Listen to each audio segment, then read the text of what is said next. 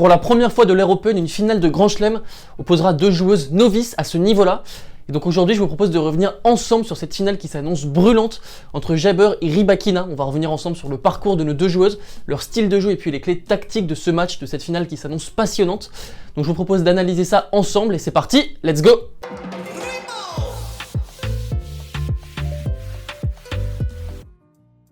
On va commencer tout de suite par la numéro 2 mondiale, Ons Jabeur, qui a tenu son rang et qui à 27 ans se qualifie pour sa première finale en majeur. Et c'est une pionnière, elle écrit l'histoire, puisque c'est la toute première joueuse africaine à se qualifier en finale d'un tournoi du Grand Chelem. Également, elle est très impressionnante en ce moment, elle reste sur 11 victoires consécutives. Elle n'a plus pendu la poussière depuis sa défaite surprise au premier tour de Roland Garros face à Linette. Elle est donc invaincue sur gazon. Également, Ons Jabeur, elle réalise une très belle année. Elle a remporté 36 matchs cette année pour 9 défaites et elle a remporté 2 titres, un Master 1000 à Madrid et également un autre titre à Berlin. Également, elle a rallié la finale de 5 des 7 derniers tournois auxquels elle a participé. Et sur gazon, elle joue très bien puisqu'elle a été titrée à 3 reprises en carrière, à Manchester en 2018, à Birmingham en 2021 et à Berlin du coup cette année en 2022. Pour se qualifier en finale, elle est venue à bout successivement de Björklund, de Kawa, de Diane Parry, d'Elise Mertens, de Bouzkova et de sa grande amie Maria en demi-finale. Elle a passé 8h25 sur les cours et elle a lâché 2 sets pour se qualifier, un contre Maria et un contre Bouzkova. On a une Ons Jabeur impressionnante depuis le début du tournoi puisqu'elle a connu quelques moments chauds. Je pense à son tie-break du premier set face à Elise Mertens où elle était menée 6-3 avant d'enchaîner 5 points à la suite. Également lors de son quart de finale contre Bouzkova, on a vu que Bouzkova jouait le feu pendant un set et demi. Elle était hyper puissante, hyper agressive et elle marchait sur l'eau. Et elle s'est faite avoir à l'usure avec les variations d'Ons Jabeur qui étaient vraiment très impressionnantes au cours de ce match. Et puis hier, elle a triomphé de sa grande amie Maria en demi-finale. On sait que les deux sont très copines. Elles font souvent des barbecues ensemble et Ons Jabeur, ça lui arrive de temps en temps de garder les enfants de Maria qui a 34 ans et qui a 2 enfants. Et hier, vraiment, elle a très bien joué Ons Jabeur. On sait pourtant que c'était un match assez particulier. Quand on joue contre un ami, c'est toujours un petit peu difficile de gérer l'aspect émotionnel d'une telle rencontre. Et hier, elle s'en est bien sortie face à une Allemande qui jouait vraiment très bien, qui a fait un très bon match avec son lift énormément. Elle liftait énormément en coup droit. Et Jabeur, elle a proposé un tennis d'un autre temps, fait d'amorti, de service volé, de slice.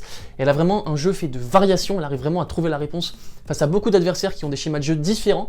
Et Jabeur, vraiment, depuis le début de la semaine, nous impressionne tactiquement.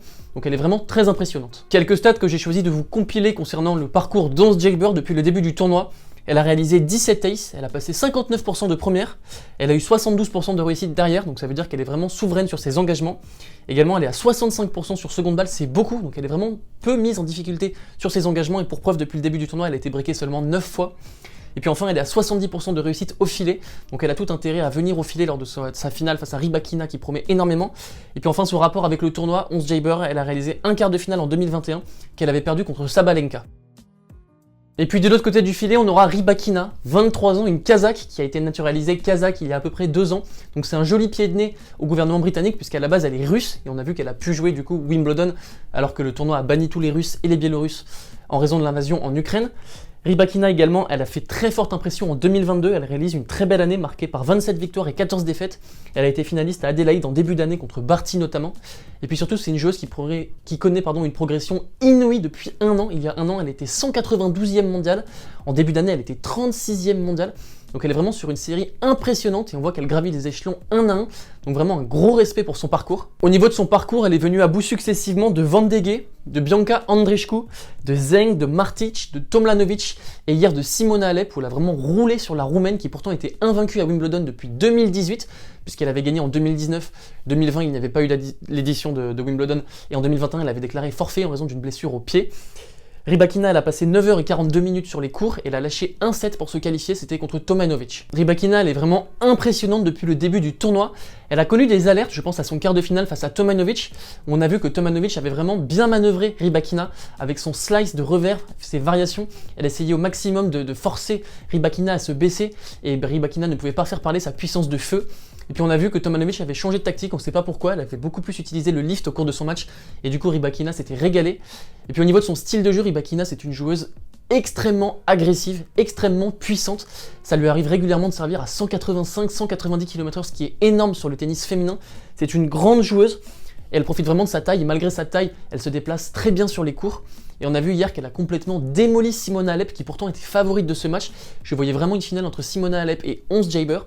Et elle a réalisé un match plein, donc vraiment elle a fait très forte impression avant d'arriver en finale. Et puis enfin quelques stats la concernant, comme pour Ons Jabeur. Depuis le début du tournoi, Rybakina c'est 49 aces, c'est énorme, c'est vraiment une grande serveuse, elle s'appuie vraiment sur un jeu explosif avec un gros service et un gros coup droit.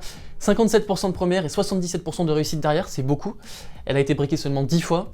Et au filet enfin c'est 65% de réussite. Concernant les confrontations, les deux joueuses se sont jouées à 3 reprises et c'est Jabeur qui a l'avantage puisqu'elle mène 2-1. Au niveau des clés de tactique, déjà ce qu'il faut savoir c'est qu'on va avoir une très belle opposition de style, puisque d'un côté on va avoir une Ons Jabeur qui va proposer un tennis fait de variations, fait d'amorti, fait de service volé, fait de coups droits liftés, de coups droits chopés et de slice énormément. Je pense qu'elle a tout intérêt à varier les hauteurs et à proposer le plus souvent des balles basses à Rybakina, comme ça elle aura beaucoup de mal à pouvoir réaccélérer ses balles, s'engager pleinement dans ses frappes et pouvoir être dominante du fond du court.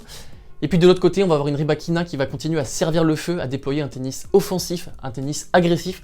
Elle va vouloir s'engager pleinement dans ses frappes et pénétrer le court et dominer vraiment Ons Jabeur dans la filière du long du court. Donc ça va être un match très intéressant entre deux joueuses qui n'ont pas du tout le même style de jeu. D'un côté, on a une Ons Jabeur qui a une palette offensive beaucoup plus créative, et de l'autre, on a un petit peu une bourrine Rybakina, mais ça peut être très impressionnant. Et d'ailleurs, elle me rappelle un petit peu Jelena Ostapenko quand elle avait gagné Roland Garros en 2017, si je dis pas de bêtises. Donc vraiment un très beau match qui s'annonce. Je vois une victoire d'Ons Jabeur en 3-7 à l'issue d'un match très accroché. Je pense que c'est un match-up qui peut être favorable pour la Tunisienne. Également, je pense qu'elle abordera mieux la pression, même si la pression est plutôt du côté de Ons Jabeur, puisqu'elle est numéro 2 mondiale, bien qu'elle n'ait jamais disputé de finale en Grand Chelem, tout comme son adversaire. Je pense qu'elle sera bien manœuvrée. Rybakina du fond du court a proposé vraiment un tennis hyper aléatoire, elle a vraiment une palette technique incroyable, elle ne donnera jamais la même balle à Rybakina qui au contraire, elle, c'est toujours la même balle, toujours très compliqué à atteindre, mais c'est toujours la même balle. Je pense que sa créativité peut faire des merveilles. Également, je trouve qu'elle sert bien depuis le début du tournoi, alors elle sert moins bien que Rybakina, on est d'accord, mais elle sert très bien depuis le début du tournoi, donc toutes ces raisons font que je vois davantage Jabeur s'imposer en 3-7 et décrocher son premier grand chelem. Et voilà les talkers, j'espère que ce petit preview vous a plu. Ropi, je pense surtout à toi, je sais que tu es un grand fan d'Ons Jabeur et je te souhaite vraiment qu'elle gagne. C'est une joueuse incroyable, on a vu hier sa classe et vraiment toute sa gentillesse, toute sa bonhomie à l'issue de sa grande amie Maria. On a vu qu'elle a célébré sa victoire avec elle sur le court, on a vu l'embrassade à la fin, c'était vraiment de super images.